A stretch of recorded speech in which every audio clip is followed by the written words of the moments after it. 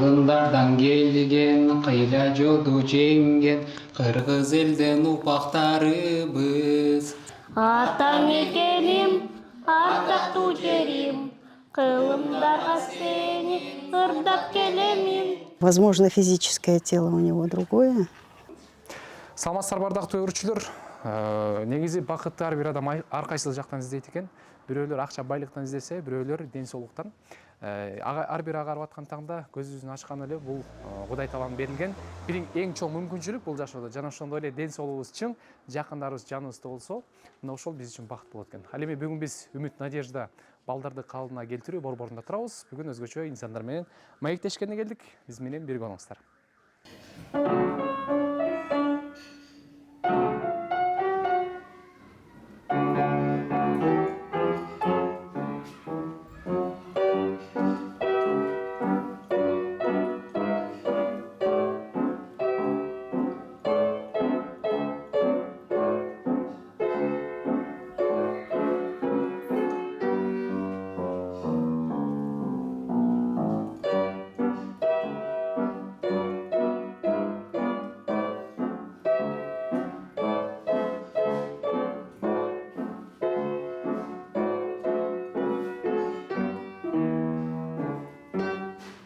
Өзүңүздөр көрүп тургандай эле, мен азыр өзгөчө балдардын курчоосунда турган мезгилим. Келиңиздер анда таанышып көрөлү.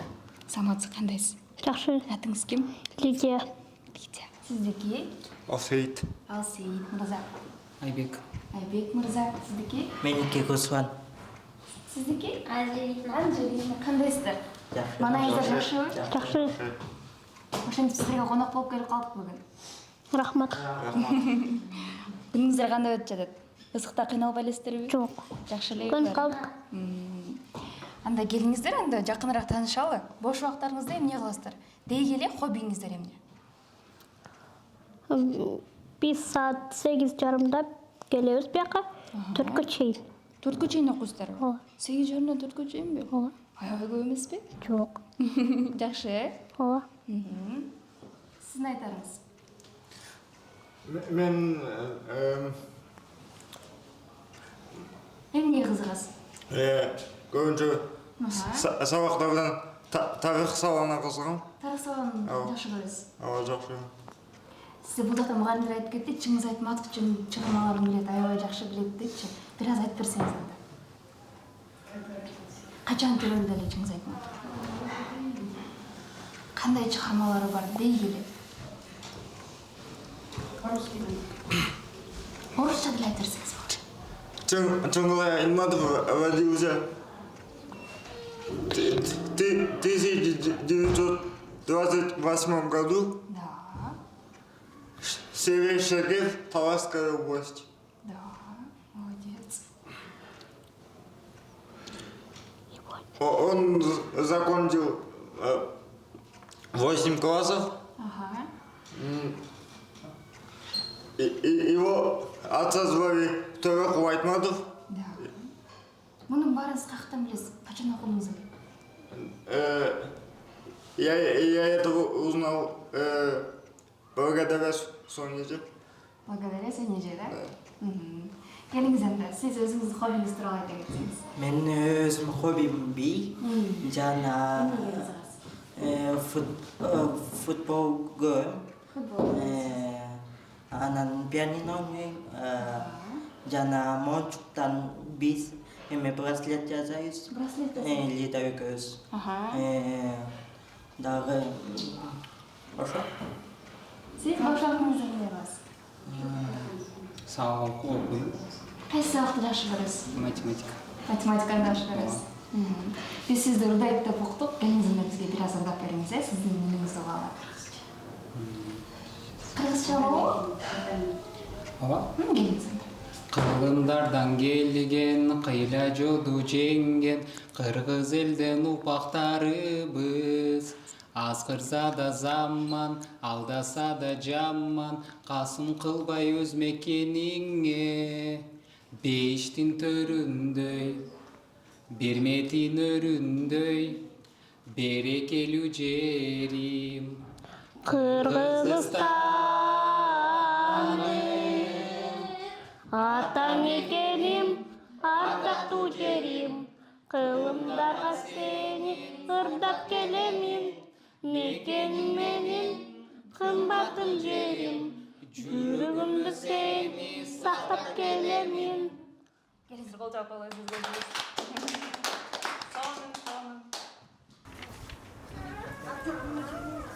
Когда кричит душа, когда кричит душа, в ответ тишина.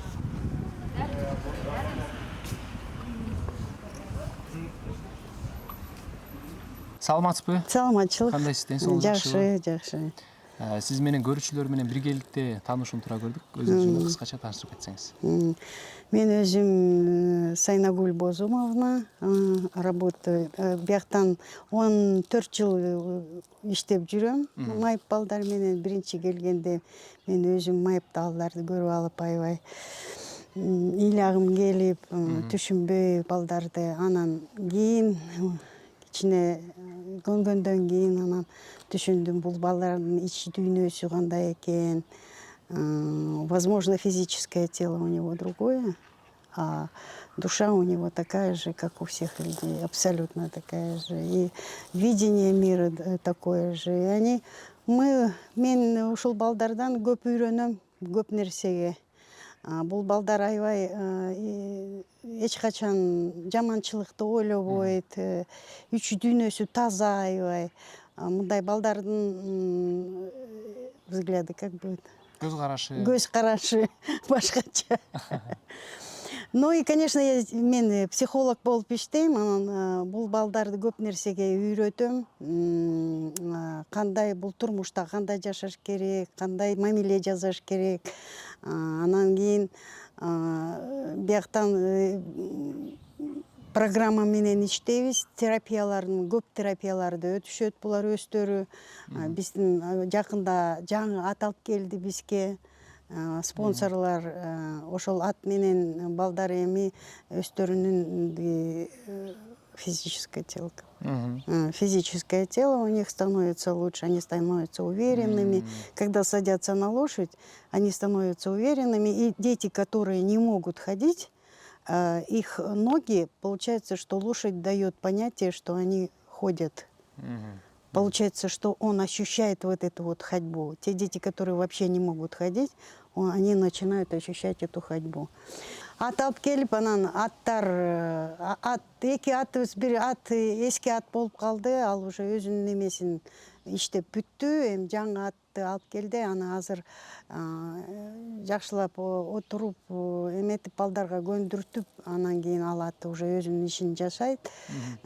Терапия аябай жакшы нерсе, иппотерапия деген балдардын денесин аябай оздоравливает. Жакшы жардам берет турбайбы? Аябай жакшы жардам берет. Андан башкача эрготерапия деген терапиябыз бар. Это трудотерапия. Хирофонетика, балдар сүйлөгөн балдардын сүйлөтүш үчүн ошондой массаж жасалат, звуктар менен массаж жасалат. Анан кийин базальный стимуляция, балдар кармабаган нерсени эч качан кармабайт да, аларды колдору иштебейт. Ошон үчүн колдорду карматып, колдор менен карматып, психологиядан кол менен кармаса, ошондо мээси иштейт. Психологияда ошо да, могу 3 чоң бармак сөймө, они дают возможность познавать этот мир через именно пальчиковую это. И у нас сенсомоторика деген нерсе терапия бар. Жыгылып бизге Германиядан көп доценттер келет. Ал доценттер биздин мугалимдерди үйрөтөт. Мугалимдер алардын эмесин алып, анан балдар менен иштейт. Анан аябай көп жаңы нерселер чыкканда биз обязательно ошол нерсени менен үйрөнүп ошол балдарга беребиз. И балдар кадимкидей эле окуйт. Физика, математика, русский язык. Азыр силер көргөн балдар англисче да ырдап берет, немисче да ырдап берет, кыргызча да ырдап берет, орусча да ырдап берет. Көп жакшы ырларды билет. Стихи Пушкина, Лермонтова, Некрасова, даже знают стихи Гёте, Вольтера стихи знают. Те стихи, которые, допустим, здоровые люди никогда не читают, они у нас эти стихи знают. И очень многие наши дети, биздин балдар аябай, кандай айтсам, мыкты мындай балдарга караганда здоровы. В сравнении с здоровыми детьми наши дети очень такие трудолюбивые. Акылдуу, и мындай акылдуу не в смысле того, что там понимание там математики, там физики или еще что-то, а в смысле жизненных позиций. Турмушту билет. Балдар мындай биз көз карашы менен эле, бир эле көз карашы менен уже түшүнөт, алдында эмне деген киши турат, кандай киши мамиле жасап, эмне кылып эметет, ошол нерселерди биздин балдар аябай бат эметип алышат да өздөрүнө, анан түшүнөт. Көп нерселерди түшүнөт. Биз бияктан иштеп, мен өзүм психолог болуп иштеп, мен көп нерселерди балдардан үйрөндүм.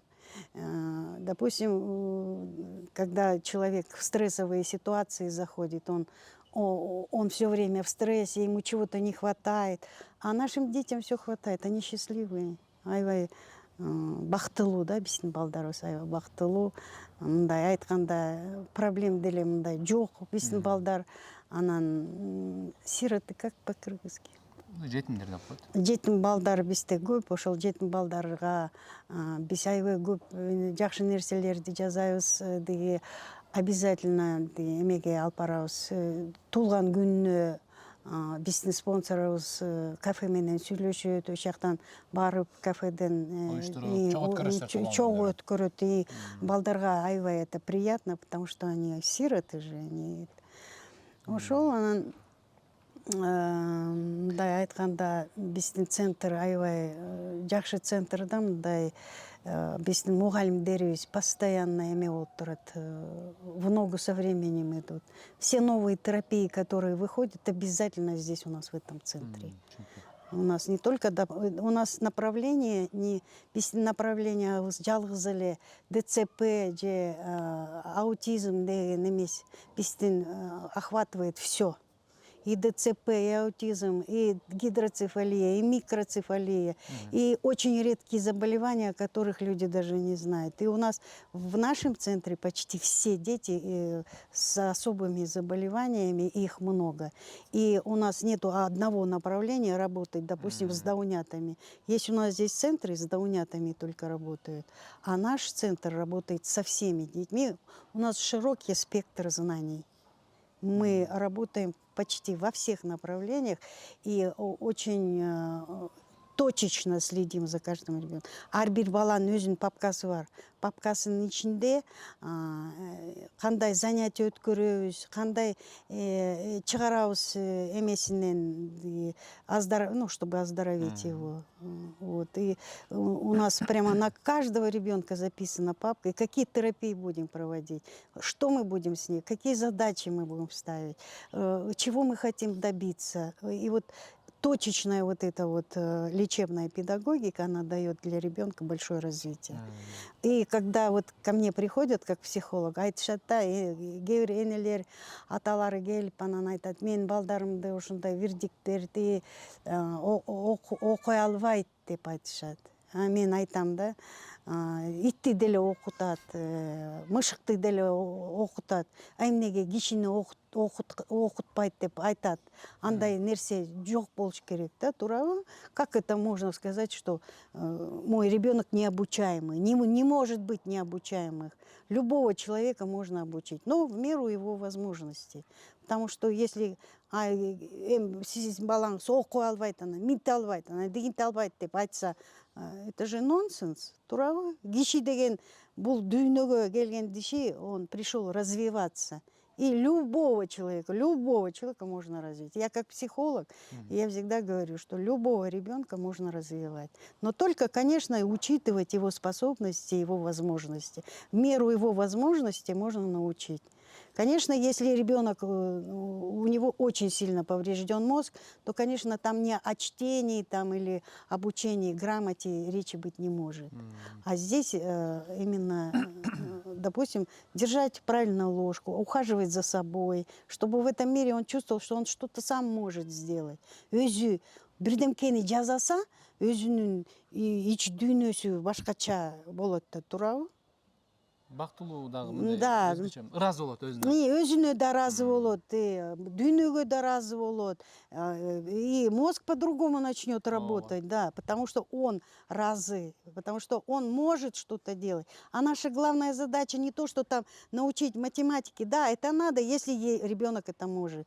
Но если это ребенок не может, ну надо научить хотя бы, чтобы он понимал, что он сам может что-то в этой жизни сделать, что он сам себе нужен, что он нужен родителям, обществу нужен. И вот сейчас у нас вот такая программа наших детей. Мы часто вывозим в кафе и договариваемся. Директор кафе менен сүйлөшөбүз, балдарды алып келебиз. И балдар кафеге барганда өздөрүнүн түзүшүн момтип эметип, вилкаларын жакшы кармап, мындай, они тоже стараются быть в ногу со временем в обществе.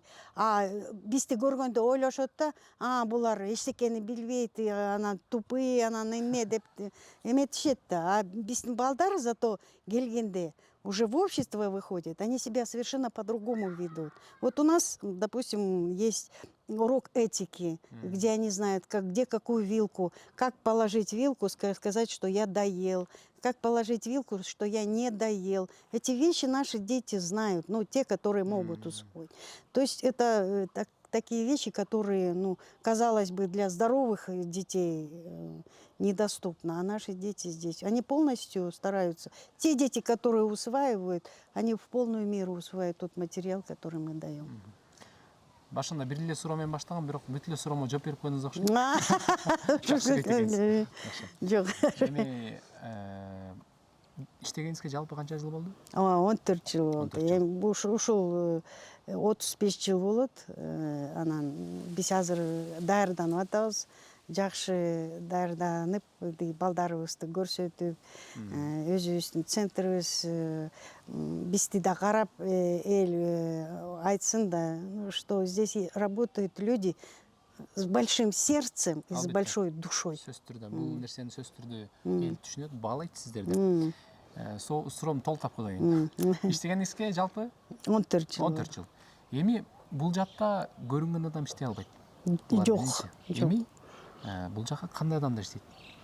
Кандай адам иштей алат бул жакта? Сиз өзүңүз Бул жакта эми эненин эмеси, мээрими көп болсо, эненин мээрими көп болгон эне келип иштейт. Эненин мээрими көп болбосо иштей албайт. Именно материнская душа, та, которая может объять этого ребенка, понять этого ребенка, любить этого ребенка, вот те люди смогут работать. А наша молодежь, она сейчас гоняется за деньгами, и потом это очень тяжелая работа, действительно сложная работа. Я не говорю, что здесь легко, да. И даже вот, понимаете, биз көтөрөбүз, чоң балдарды көтөрөбүз, коляска менен, азыр государство бизди мындай поддержка кылбайт. Азыр мен канча жолу айттым, деги филармонияда бир эмени жазап койсо деле, лифт жазап койсо деле балдарга, балдарды лифт менен чыгарып эметсе болот да. Сколько говорили, лифт, даже не лифта, и мы, женщины, идем и поднимаем этих детей на лифтах, и когда бывает, что там вызывают этих солдат, и солдаты помогают нам завести филармонияны ичине, ошондо эм разыбыз, ошондой балдарыбыз бар болгону, что они сильные это. А жок болуп атканда биз өзүбүз көтөрөбүз, женщины сами вот эту вот тяжелую коляску вместе с ребенком тащим туда наверх. Это говорит о том, что государство немножко вот не уделяет должного внимания нашим детям. Буюрса эми алдыга жылабыз. Кудай буйруса, болот эми үмүттөбүз. Мен да ойлойм да, эми биздин жакшы президентибиз молодой, сильный, энергичный, жакшы нерселерди эметип, я верю в него. И я думаю, что он для наших детей тоже уделит большое внимание и сделает так, чтобы в каждом заведении государственном или в каком, чтобы были лифты для наших особых детей, чтобы они не чувствовали себя ущемленными в этом мире. Потому что каждый человек достоин жить в этом мире в полной мере, как все другие. Түшүнүктүү. Бардык суроого деле жооп бердиңиз. Негизи сиз менен сүйлөшө турган болсок, бир күн кечке деле жетпейт. Сиз үчүн бир өзүнчө отуруп сүйлөш керек экен, башка эфирде мындай узак мүнөттөр. Мен кыргызча көп чала сүйлөйм, ошон үчүн эми үйрөнүшүм керек. Аны деле мен ойлоп атам эметип. Жакшы эле сүйлөйт экенсиз. Чала эле. Жетпейт, көп сөздөр жетпейт. Албетте экран аркасында көрүп турган бүт көрүүчүлөрүбүз сиздердин эмгегиңиздерди баалайт. Сиздерге ийгилик каалайбыз. Чоң рахмат. Чарчабаңыздар. Сиздер бар мына ушул уулдарыбыз, кыздарыбыз жашап жүрөт. Өзүнүн жолун таап атат, үйрөнүп атат. Анан мен как психолог немесе пожелание для молодежи, чтобы такие дети не рождались, и чтобы хотелось бы, чтобы таких детей было меньше, и чтобы каждый молодой человек, молодая девушка задумалась о том, что чтобы его наследие было здоровым, чтобы они меньше курили, меньше употребляли там спиртные напитки, чтобы у них мышление было здоровое, чтобы если мышление и внутренняя человеческая способность будет чистая, и он сам будет чистым, и думать о лучшем, то тогда и ребенок родится. Если они будут здоровые родители, то и здоровый ребенок. Да, бывает у здоровых родителей тоже, но это зависит опять от экологии, от всего. Природы, да? Да, от природы. Ну и в то же время зависит от вас, молодых людей, которые будут вести здоровый или нездоровый образ жизни. И хотелось бы, конечно, чтобы наша молодежь задумывалась о том, чтобы наследие было, кыргызское наследие было здоровым.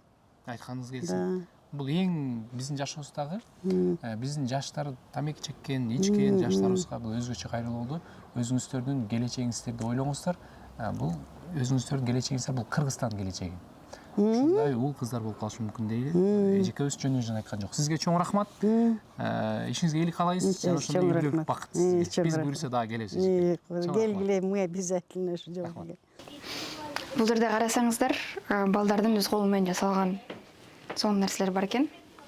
Бул жерге манасты жүн менен жасалган, элестетсеңиздер, бул каникей. Караңыздарчы кандай сонун жасалган. Бул жердеги баса кетип айтылып кетчү нерсе, бул жерде жасалган оюнчуктардын баарын ошол өзгөчө балдар жасаган. Бул нерсени көрүп суктанбай коюу мүмкүн эмес деп айтам. Себеби дегенде жөнөкөй адам кылбаган нерсени булар күнүндө кылып үйрөнүп келе жатышат. Ошондуктан баарыңыздарга ойлонолу демекчимин. Арслан мырза, кандайсыз? Жакшы. Денсаулыктарыңыз жакшыбы? Жакшы, рахмат. Сиз эмнеге кызыгасыз? Бийге эмнеге кызыгасыз? Мен өзүм бийге кызыгам, анан пианино ойнойм, жана мончуктон бисел жасайм, браслет. Анан футбол жакшы көрөм. Ошо. Бул жерде жашагыңызга канча жыл болду? Мен өзүм бияка 4 жашымда келгенмин. Азыр канча жаштасыз? Азыр 22-демин. 22 жаштасыз. Анан ушул 4 жашыңызда келгенден бери бул жер сиздин экинчи үйүңүз болуп калган турбайбы? Ооба, ошо мен бияка келгенде биякта зам директор Инга деген эме бар. Ошого Ингайжа. Ошо мен короче сосед деп алып келген да биякачы. Анан алып келип туруп бияка тыштаганында анан милициялар менен чогуу келгенбиз да. Анан мени эмеге котурмок же орко же жабатка котурмок да. Анан уже которобуз дегенде Инга жок, мага ушул бала жакты, калсын депчи. Анан ошо Ошентип калып калгансыз? калып калганмын. Анан ошо Ингага чоң рахмат деп айтам. Андан сырткары браслет жасайын деп калдым. Браслет. Жасаганыңды ким үйрөттү силерге? Браслет мурунку эме азыр ал воспитатель кетип калганда ал эме мага үйрөткөн да. Анан ушул менен эме жасап туруп сатам. Ошо. Азыр просто эме клиентов жок эметпей эме жасайм бирок пока клиент Клиент топтоп бересиз. макул. Мен сизге алып берип турайын, сиз жасап берип Ооба. бересиз. Сонун болот. Анан сизди башка мамлекеттерге көп чыгат деп угуп калдым. Ооба, мен Кайсы жактарга бардыңыз? биринчи жолу эмеге бармакмын да. 2018 короче бизге эме сунуш түркөндө эметенчи Россиядан Екатеринбург деген эме шаардан эме сунуш түркөндө.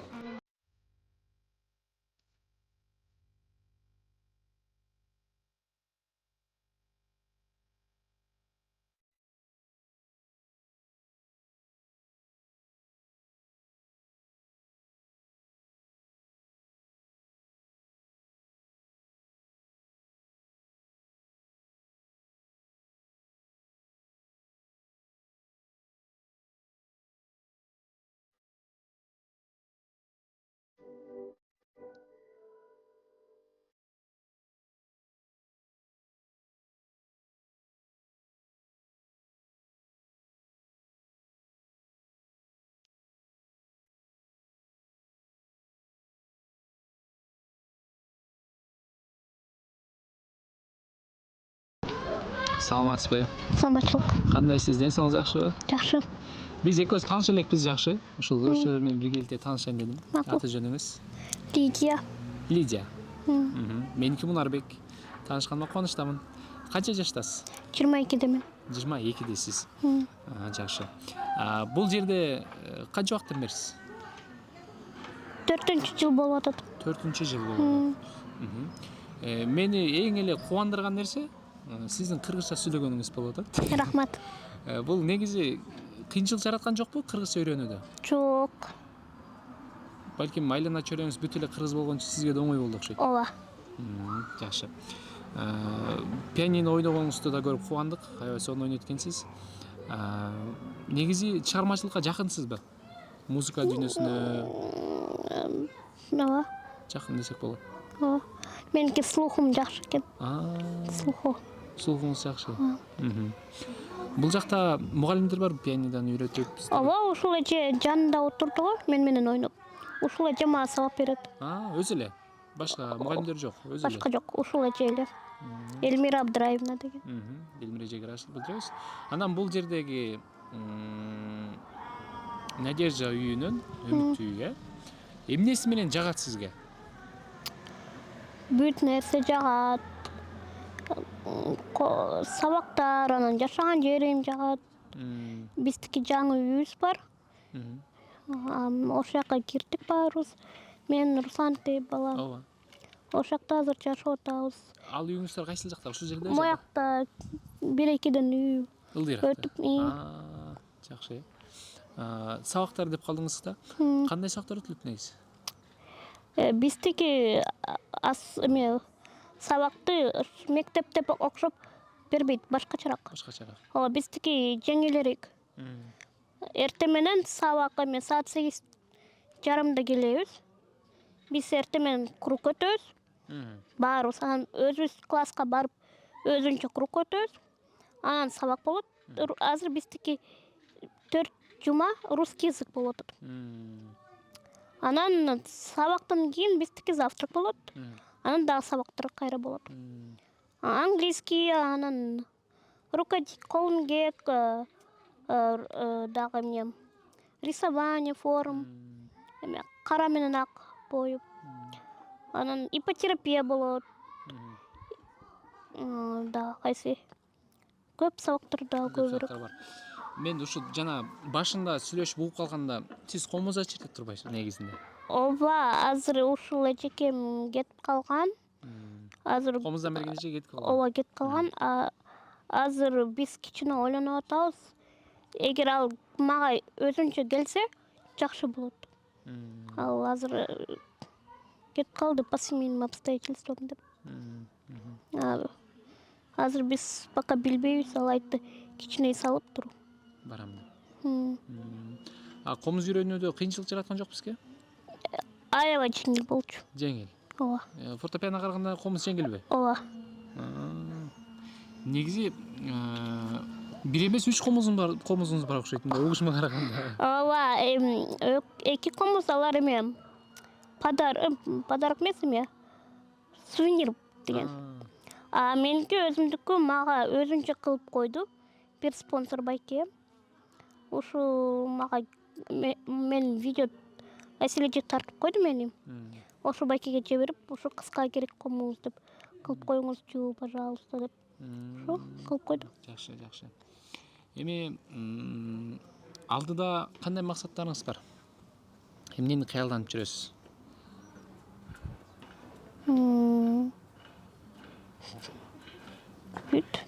Бүт кыялданасыз. Бир мындай чоң сахнага аттаныңыз келеби? Жок. Неге? Коркосузбу? Жок. Элден. Жок, мен көпкө чейин чыкканмын, анан уже кызыкпай калдым. Мен жакшы көрөм эме театр кылып. Биздики бир жылдан бир байке келет, немис байке деген, Кристоф. Ушул бир жылдан келип бизге театрды коюп, бизди вот биякталардыкы, анан бир мектепти биз недавно койгонбуз. Эме Момо деген. Сиз театрда да ойнойсузбу? Ооба. Бул сиз актриса десем да болобу? Ооба. Мен окуйм. Демек сиз актриса турбайсызбы? Ооба.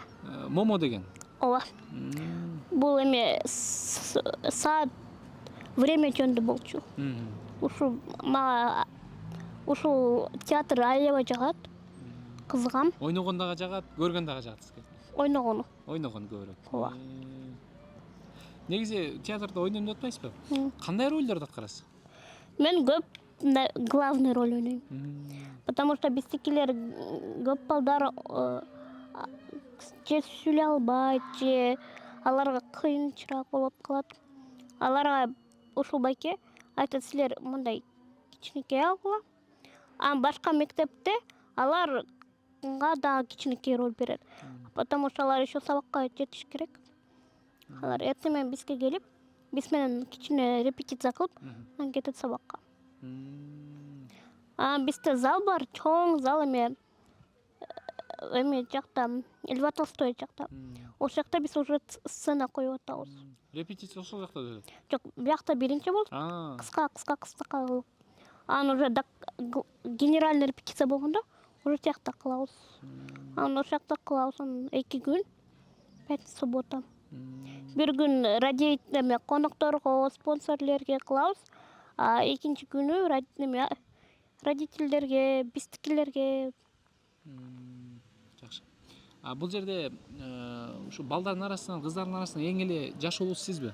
Жок, менден жашы бар, улуулар бар. Канча жашка чейин бар бул жерде? 38 жашка бар.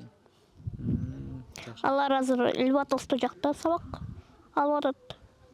Кыздар эме кулинария, конгекке, балдар эме дерево менен иштейт. Шлифовка, билбейм да эмне кылат. Мен жакта көп барбайм. Жакшы. Эми убактыбыз бир аз кыскараак, бир акыркы суроону берейин сизге, уруксат болсо. Сиз үчүн бакыт деген эмне болушу мүмкүн? Жашаган. Жашаган өзү бакыт. Ооба. Кээ бирөөлөр бакытты акчадан издегендер бар да. Жок. Анан сиз аларга эмне дейт элеңиз? Акча ал жөн эле кагаз. Барот болот, анан кетет, ушулар акча кайра алат, кайра кетет. Ден соолук биринчи болуш керек. Ден соолук жок болсо, эчтеке жок болот. Биз көп ден соолугубузга карайбыз. Биз башкалар кээде айтат да меники мындай жашоодо бар. Алар анан бияка келгенде анан айтат. Булар сонун жашайт экен. Эчтеке карабайт. Биз бүт кыла алабыз, нормальный адамдып окшоп. Сабак кылабыз мындай. Пианино, комуз. Кээ бирлер бийге кызыгат, кээ бирлер дал спортко. Бар ушундай адамдар. Ырдаганга кызыккандар бар. Бар. Биз ырдайбыз баарыбыз. Чогуу хор менен. Ооба. Мен Саламатсызбы? айт, саламатчылык. Атыңыз ким? Анжелика. Меники Мунарбек. Кубанычтамын.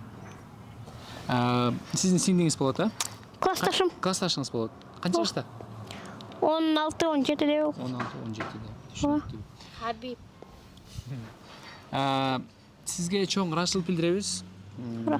Биз дагы келебиз, таланттарыңыздарга күбө болобуз, талантыңызга таазим. Бизде вот немеде 15 ноябрда биз эме коебуз. 35-жылдык эме концерт коебуз. Ошого мүмкүн келип коюңга. Албетте. Кайсыл жакта өтөт? Аселе айтып коет мен. Аселе айтып коесуз, макул. Канчанчы число дедиңиз? 15-16 2 күн болот. 15-16 октябрда. Ноябрь. Болду, түшүнүктүү. Чоң рахмат сизге. Буюрса көрүшкөнчө, биз талантыңызга таазим. Анча-мынча адам фортепиано ойнай албайт. Сизге аябай баа бердик. Чыгармачылык ийгилик каалайбыз. Буюрса алдыда дагы чоң сахналардан күтөбүз сизди. Рахмат. Чоң рахмат. Ушуну менен бүгүнкү репортаж соңуна келип жетти. Бул видеону көрүү менен сиздер өзүңүздөрдүн жашооңуздарга тыянак чыгарсаңыздар болот. Сак саламатта туруңуздар.